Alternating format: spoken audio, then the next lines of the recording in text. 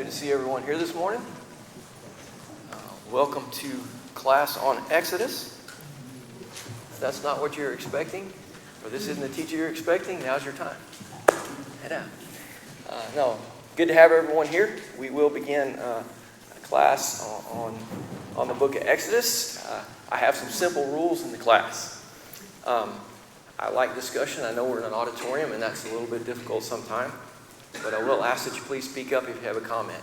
I may not always have a lot of questions, so interrupt me. I want to hear from you, and I want this to be an interactive class. I don't want to hear myself talk for 40 minutes, and you probably don't either. So we'll break it up a little, I hope. Hopefully I'll have some good questions, but not always. So we will be going through Exodus. I have broke it up into about 8 or 9 sections. I know we have 12 classes. The way I usually end up with, if y'all were in my minor prophets class, I was going to do 4 minor prophets. I did 2. So we'll have plenty of material, I'm pretty sure. So I really look forward to the class. Before we get started, I ask Richard to lead us in a word of prayer. Our Father in heaven, we're so grateful for the opportunity to come together at the end of the week, the beginning of the week, to remind ourselves of what is important in life and our commitment to you. We're thankful, Heavenly Father, for the opportunity to study the Old Testament and realize that it teaches us so much about what you demand of your children. We are thankful for the plan of salvation, that this is part of that journey. We pray that as we study this morning, we seek to understand and to apply the things that we learn to our lives. In Jesus' name. Amen. Thank you. He is right about the Old Testament. There's a lot we can learn, and there's principles. I call them eternal principles that you find in the Old Testament that transcend, and so we'll point those out as we go through there.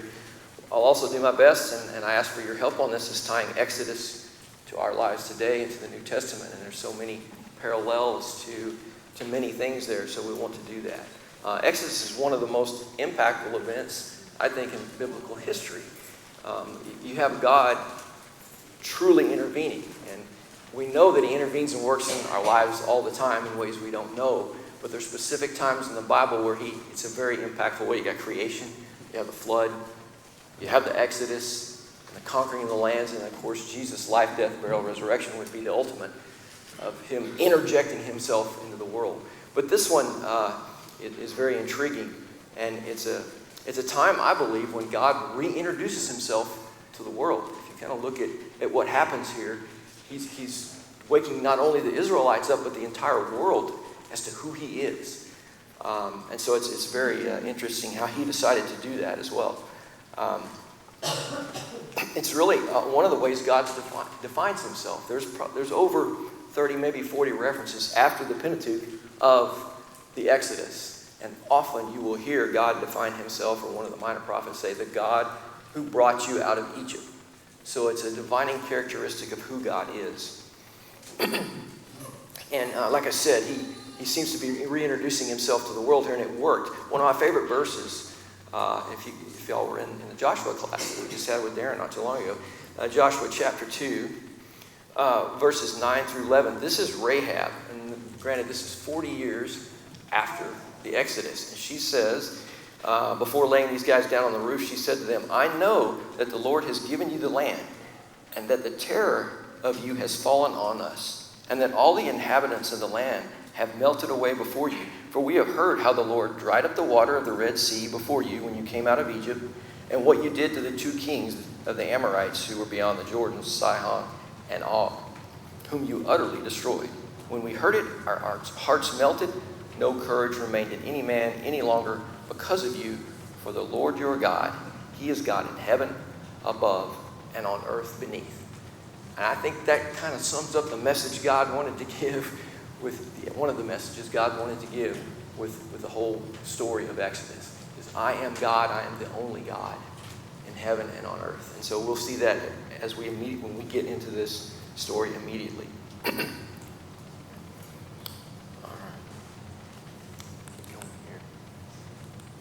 Now, we're going to do a quick history lesson.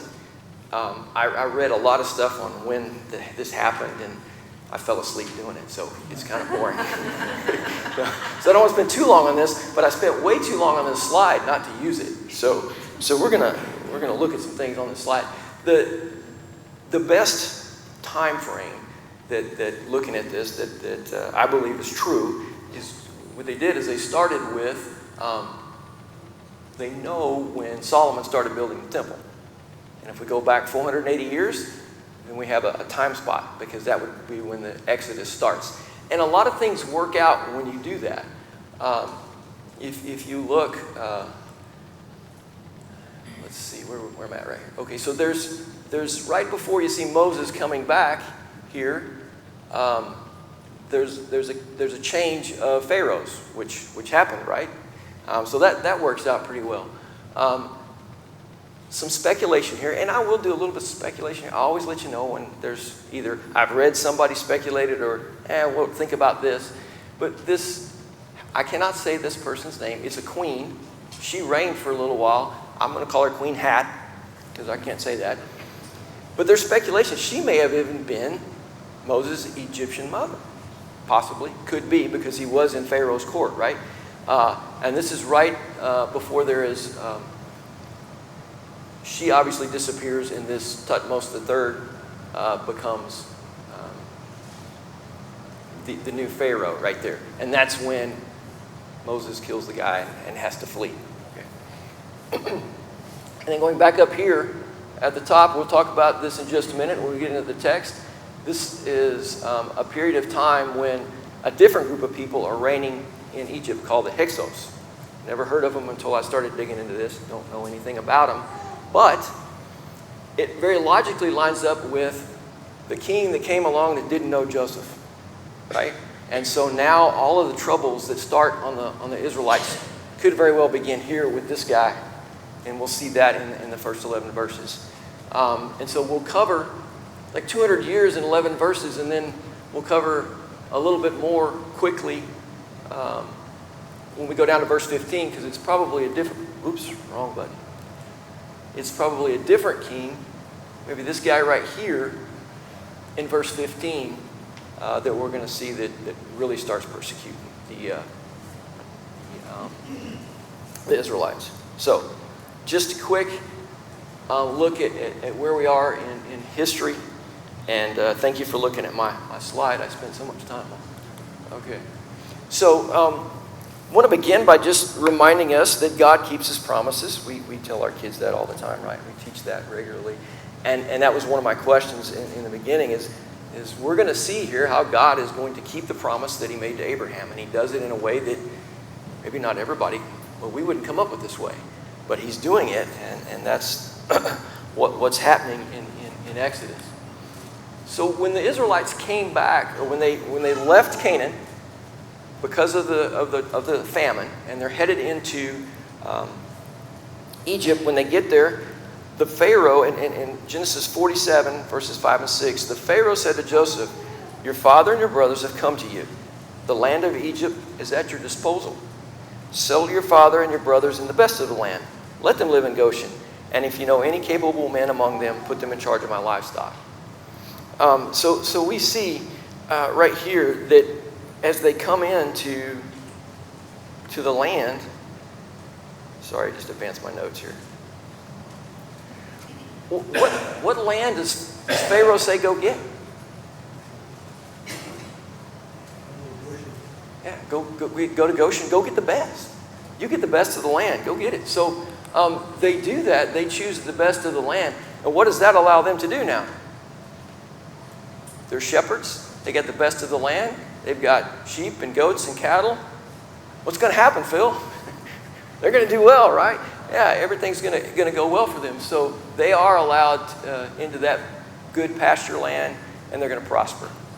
And God's using a famine to bring His people to an area to where they can grow and prosper tremendously. And we're going to see that in the verses that we continue down.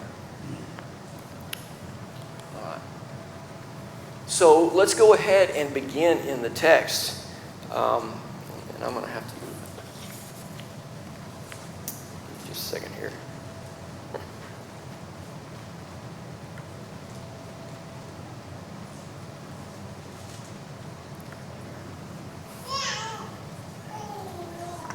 would have somebody read, but since we're in the auditorium, it's kind of hard to do. So give me just a second here. I conveniently left my Bible in the truck. That didn't work, did it? Okay.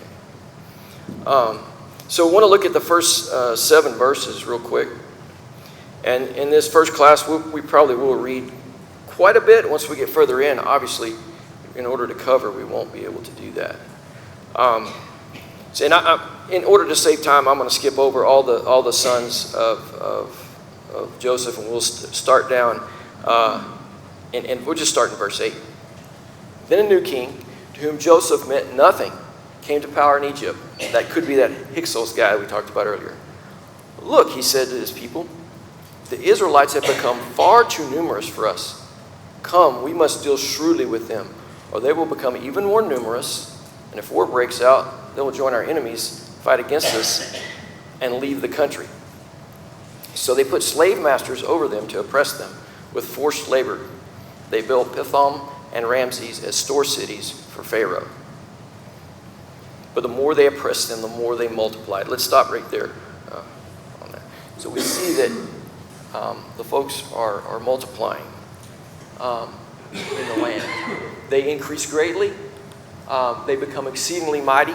Sorry, I should have kept reading in verse 12 because that's what it tells us, that they were multiplied and spread, so the Egyptians became a dread to the Egyptians. We'll really talk more about that in a minute. But these folks became mighty. They weren't just, we're going to see this as we go along, they weren't just wimpy people. These were some strong, healthy people, and the land was filled with them. And so that is concerning of the Egyptian king, right? Here's all these people. What's his really biggest concern? They'll join his enemies. That's right. The war breaks out. That's right. He's concerned about power, as every leader is, right? And so they're a threat to his power, and so he's got to do something about them.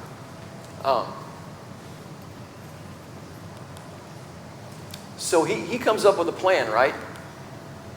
So what is his plan? What is he going to do to the Israelites?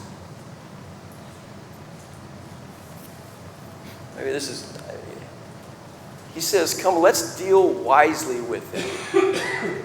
Like I'm thinking, what does he mean by this? Because they're strong, they're powerful, they're mighty. What are you going to do with these folks? He somehow, through the strength of his army maybe, or just through coercion, he eventually enslaves God's people. Here's a people that are stronger and mightier than the people that they're in, and they end up being slaves. I think that's interesting. We can see that throughout history, that people can be tricked. I mean, look what Hitler did to Germany, right? People can be tricked into doing things that they would not normally do. And here God's people are, they're stronger, but they end up becoming slaves in this land. I think just the reason I point that out is because this is God's plan. And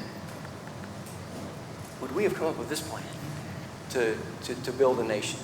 Well, watch how he does it and fulfills his promise to Abraham.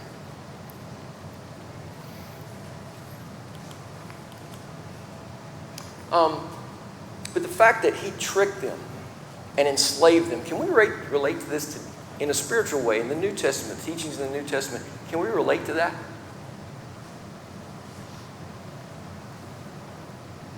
Has mankind been tricked? Satan says to follow lies and to Absolutely. Go all the way back to Genesis chapter 3, right? And he's the deceiver, right? That deceived Eve. And that's what that verse right there says, that it's one of the verses that tells us what Satan is. No, he says, for even Satan disguises himself as an angel of light. He's a deceiver, and he deceived mankind. 1 Peter 5:8, he's a roaring lion, seeking whom he may devour. As we look at the oppression and how bad it keeps getting on the Israelites, we see just how evil and bad evil is. Yes, sir? You mentioned that they were stronger than the Egyptians and yet were brought in under slavery through some shrewd maneuvers at the end. If you look at Romans 8, it says that we as Christians are more than conquerors. and yet we have this divine power at our access to be able to resist the devil, and he will flee, not just waltz away, he will flee from us. Right. But yet we still get So we're caught in the trap. And in fact, it's Ephesians when we're told that how much power we have that through God, and it's amazing. And I meant to look up that verse and didn't, but that's a great point. We're more than conquerors today, but yet sometimes we don't see that, and they obviously didn't see that they were stronger as well. But we can just the parallel to us, and we'll try to do that as we go through there, is that they're enslaved. We were enslaved in sin. All mankind was. God's going to take them out of Exodus, and God had a plan to take us out of sin as well, right? Okay, so let's keep reading. I'm going to read verse 12 again, and then on down to the end, to 22. It says, but the more they oppressed them, the more they multiplied and spread. So the Egyptians came to dread the Israelites and worked them ruthlessly. They made their lives bitter with harsh labor in brick and mortar and with all kinds of work in the fields. And in all their harsh labor, the Egyptians worked them ruthlessly. The king of Egypt said to the midwives, now we fast forward from the Hyksos, I believe, here, to a different, because now we're at the end of this time period, so we're fast forwarding a little bit. The king of Egypt said to the midwives, whose names were Sifra and Pua, when you are helping the Hebrew women during childbirth on the delivery stool, if you see that the baby is a boy, kill him. If it is a girl, let her live. The midwives, however, feared God and did not do what the king of Egypt had told them to do. They let the boys live. Then the king of Egypt summoned the midwives and asked them, why have you done this? Why have you let the boys live? The midwives answered Pharaoh, Hebrew women are not like Egyptian women. They are vigorous and give birth before midwives arrive. So God was kind to the midwives, and the people increased and became even more numerous. And because the midwives feared God, he gave them families of their own. And we'll stop right there. We'll read verse 22 in a minute. So let's talk about this. So the harder that the Egyptians were on the Israelites, the stronger they got. They became scared of them. They didn't want them around. They didn't know what to do. This caused them to oppress the Israelites even more. And what did that do? They forced them into rigorous labor, and they only increased more. So everything they did to them had just the opposite effect of what they're trying to do. And the Pharaoh, he tried to get the midwives to help out here. Now, I think we all like this story here. The midwives come and they basically lie to Pharaoh, saying, we can't get there fast enough, right? But Pharaoh believed the lie. So what does that tell you about the Israelites? Pharaoh didn't even question these ladies. You're lying to me. He didn't say that. He believed it. These folks were hardy. They were strong. And so that was believable to him. Oh, they took care of that before these ladies even got there. And so the Israelites were very strong and healthy people. So this is kind of a rhetorical question, but this is horrible what's happening. And what's about to happen in verse 22 is terrible. Why did God allow this to happen to his people?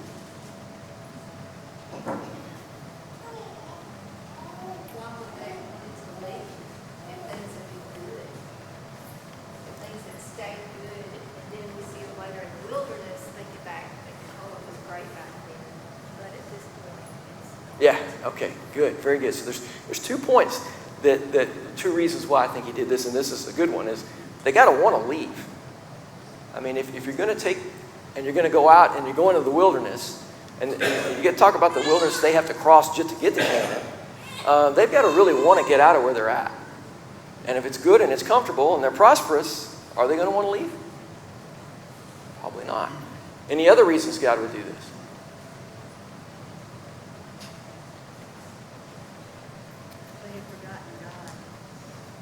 Forgotten God, you're right. They have, and we'll see that they're going to have to learn who he is once again. So he's going to have to teach them. I think there's one other reason, and it has to do with what we were just talking about, the fact that they were so strong. What does a football coach do to a team? He wears them out. You know, when you first start, you wear them out. You're tough on them. You're rough on them. Why? Because they got to get stronger. And they got to be able to handle what happens on Friday, Saturday, Sunday, whenever they're playing, right? They got to be able to handle that. It's not easy. It's tough. Army, you go through basic training, boot camp. They'll tell you, they tear you down to build you back up. Why? Because what you're about to go through is going to be extremely tough. And so, while all this seems extremely harsh, we see God using man and his harshness and his evil to actually carry out his purpose and his promise.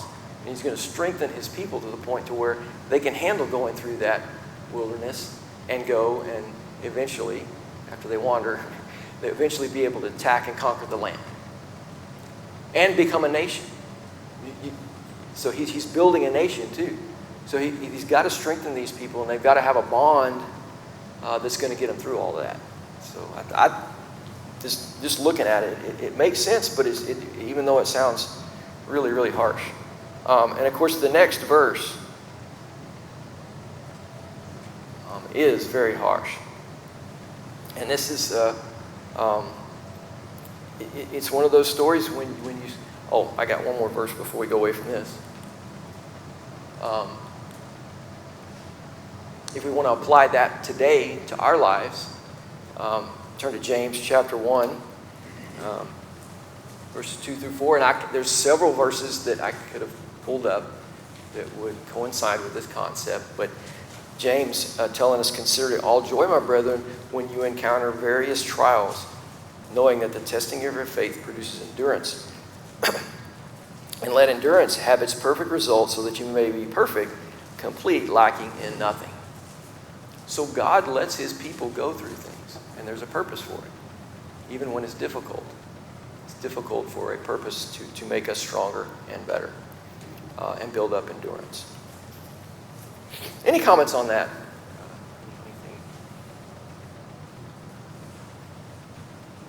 Okay. All right. The last verse. Pharaoh in anger and frustration. And what I was reading, the wording is similar to Nebuchadnezzar when he gets angry, and Daniel when the guys won't bow down, and he gets so mad he heats up the furnace really hot. Right? Same kind of anger here. This guy's really upset. And he's so angry that it says, throw all the male babies in the Nile. It's interesting that in NASB it says he doesn't distinguish the Hebrews. Now that's put in there later, and probably that's what it was, but he doesn't really set aside just the Hebrews when he says this. And it's interesting, what did they do? The Israelites are stronger. You're going to come in and take their babies and throw them in the Nile? How's that going to happen? So it's interesting that if you read in Acts, when Stephen is recounting this in Acts chapter 7, verse 19, it says that it was he who took shrewd advantage of our race, mistreated our fathers so that they would expose their infants and they would not survive. So I don't know what's going on here, and here this is me speculating, but the fact that Moses was put in a little basket and sent out into the Nile, it's almost like that's what they did. Maybe in worship to the Nile, they were tricked into doing this, something like that. That went on here, because what we learned there is they were shrewdly taken advantage of again. That they would want to do this to their children. Because I'm pretty sure the Egyptians weren't strong enough to just go in and throw all the male babies into the river. Maybe so, I don't know. But when we read about how Moses was put into the river, it kind of makes sense that they were doing something like that. And the other thing about this is we see evil and just how evil it is. Here's a king, like King Herod, when he decided to go after Jesus, right? They slaughter all the babies. 3 and under, all males. Here this guy's saying, get rid of all the male babies. And we still see that evil today. People that don't care about innocent lives, and they'll just take them in their pursuit of whatever, pursuit of power, right? Most of the time, or land, or whatever they want. So mankind hasn't changed. Evil hasn't changed. It's bad. It's horrible. And so in all of this, we see God's contrast of God and who he is and how he saves his people and pulls them out away from all this. And why he wants them separated from these people as well, right? So that'll be a big theme of Exodus, is that separation from all this.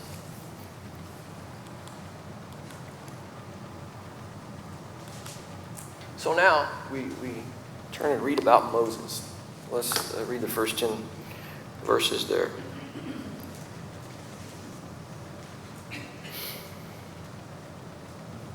Now, a man of the tribe of Levi married a Levite woman, and she became pregnant and gave birth to a son. When she saw that he was a fine child, she hid him for 3 months.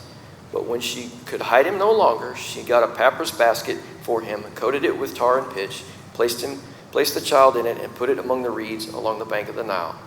His sister stood at a distance to see what would happen to him. Then Pharaoh's daughter went down to the Nile to bathe, and her attendants were walking along the riverbank. She saw the basket among the reeds and sent the female slave to get it. She opened it and saw the baby was crying and felt sorry for him. "This is one of the Hebrew babies," she said. Then his sister asked Pharaoh's daughter, "Shall I go and get one of the Hebrew women to nurse the baby for you?" "Yes, go," she answered. So the girl went and got the baby's mother. Pharaoh's daughter said to her, "Take this baby and nurse him for me, and I will pay you." So the woman took the baby and nursed him. When the child grew older, she took him to Pharaoh's daughter, and he became her son. She named him Moses, saying, "I drew him out of the water." All right. So Moses, we see here, is noted. The parents think he's a beautiful baby. But if we go back to Acts chapter 7, there's something about Moses. And God notices. In Acts chapter 7, verse 20, it says that God saw that Moses was born and he was lovely in the sight of God. And so we see this description of Moses again. And even God noticed that he was a beautiful baby. All right, so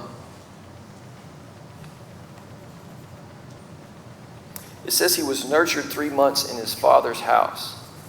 I would suspect most of the time when somebody was allowed to nurse the child, it was 2 to 3 years, up to 12 years. Obviously, they wouldn't nurse that long, but it would be that long before he would have actually physically finally gone back to Pharaoh.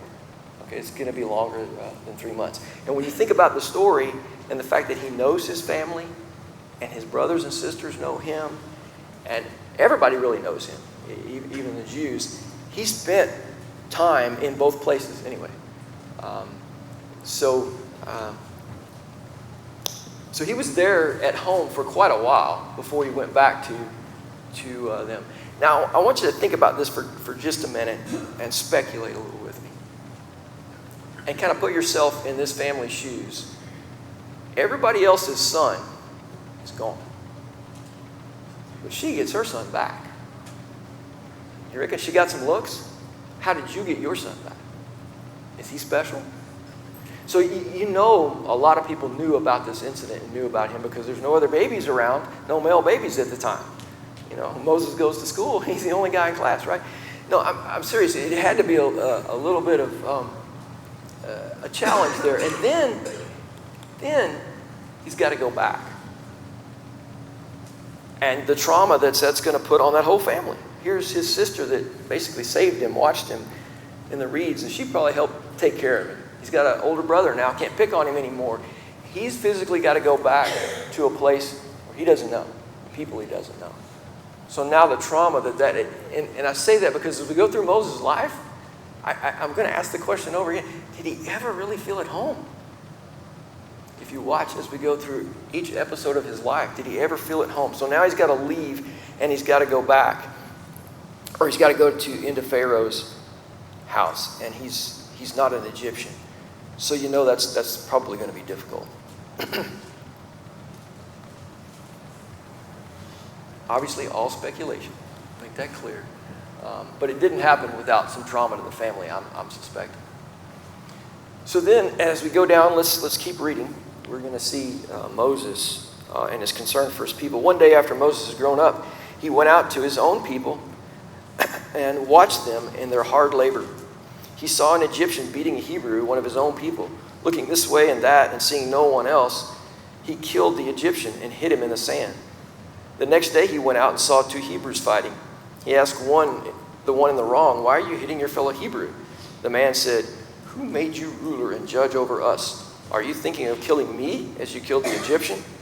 Then Moses was afraid and thought, "What I did must have become known." All right, so we can see here that Moses, and we're going to learn as we look into Acts again, that Moses, he refused, and we're going to look at Hebrews, to be just another Egyptian. He knew who he was, and he went out to be among his people. From what we're going to gather from Hebrews and from Acts, he just didn't wander out there just to see what was going on. Okay, he really is trying to return to his people. So if we look at, we're going to read some verses in Hebrews and then in Acts. This is Hebrews 23. I skipped over that. We'll just skip that for now. Hebrews 11, 24 and 25. By faith, Moses, when he had grown up, refused to be called the son of Pharaoh's daughter, choosing rather to endure ill treatment with the people of God rather than enjoy the passing pleasure of sin. So he evidently had made a choice that I'm not sticking over here on this side. I'm going to be with my people. Okay? Now, if we put that together with what we read in Acts chapter 7 about this, in verse 25, it said, "And he supposed that his brethren understood that God was granting them deliverance through him, but they didn't understand," which is obviously what happened. It basically said, "Who died and left you king?" Right? When he went back. So we get a view into Moses' mindset when he did go back. Moses more than likely felt like and thought that, hey, I'm in Pharaoh's house for a reason. And that reason is to save my people. If you go back to the timeline of when this happened, there was a changeover of pharaohs at this time as well. And so, actually there was a struggle there politically. And so he may be thinking, I got a chance here to save my people. Obviously, that's what he wanted to do. He wanted to save his people. And he was going to, but here again, it's going to be in God's time and God's way. And how God's going to do it is not a way that any of us or Moses would have even dreamed up as we get to that. So Moses has to make his escape to Midian. So here we see, and I guess it's kind of hard to see. I should have let Jay do what he wanted to do, which is make that bigger. I'll listen to you next time, Jay. But here, they're over here in Goshen, and Moses ends up in Midian. Look what all he has to cross to get to Midian. Where's he going? He's going through all that wilderness that they're going to be wandering around in the next 40 years just to get to Midian. And so, as God prepared his people, God's preparing Moses for what he's going to have to do, right? He's going to end up over here in Midian. So let's go ahead and read, see what we're doing on time. We got, 5 minutes? Are you going to tell us which path they took to cross the Red Sea? Because I'm teaching that on Wednesday night. I would like to know. I can tell you the two that they say.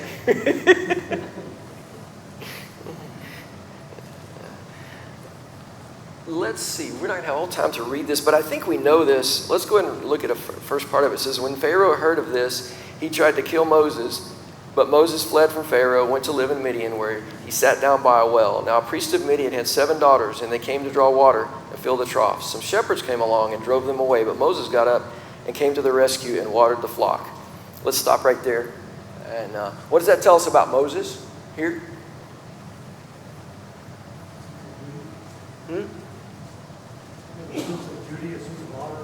Yeah, same thing with the guy beating up on the Israelite. What does he do? He defends him and kills the guy. Now here these young ladies are out trying to water their sheep, and here come these shepherds to run them off, and Moses steps up. That's just the guy he was, right? He's going to do the right thing.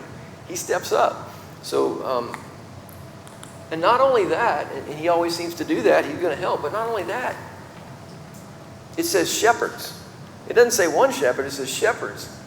And he wins. So Moses is a formidable guy. This is a tough guy. Obviously, he's already killed somebody. But at the same time, here's a bunch of guys come up, and he runs them off. Or at least lets these young ladies have their fair share of the water, right? So just to finish up class, Moses was blessed by God, and we see that in the next verses. Because when he goes back and he meets his future father-in-law, the girls say, hey, this guy helped us out. And we were able to do this quickly today.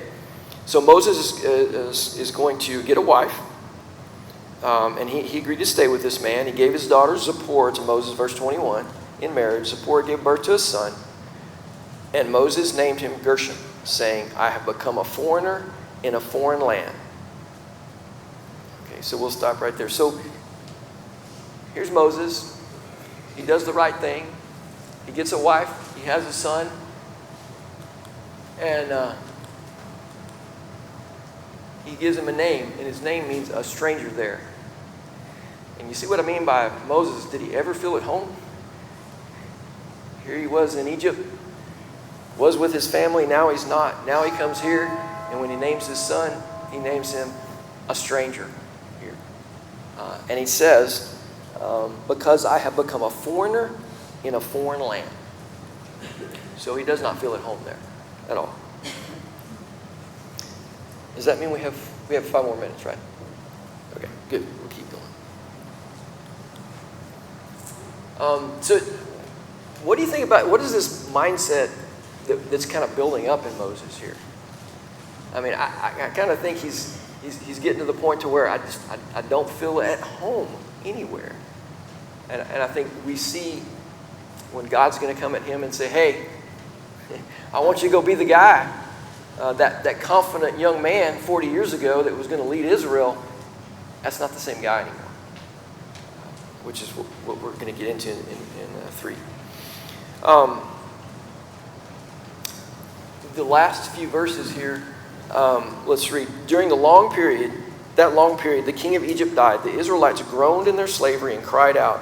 Their cry for help because of the slavery went up to God. God heard their groaning, and he remembered his covenant with Abraham, with Isaac, and with Jacob. So he looked on the Israelites and was concerned about them. So we see God here. He hears their groanings.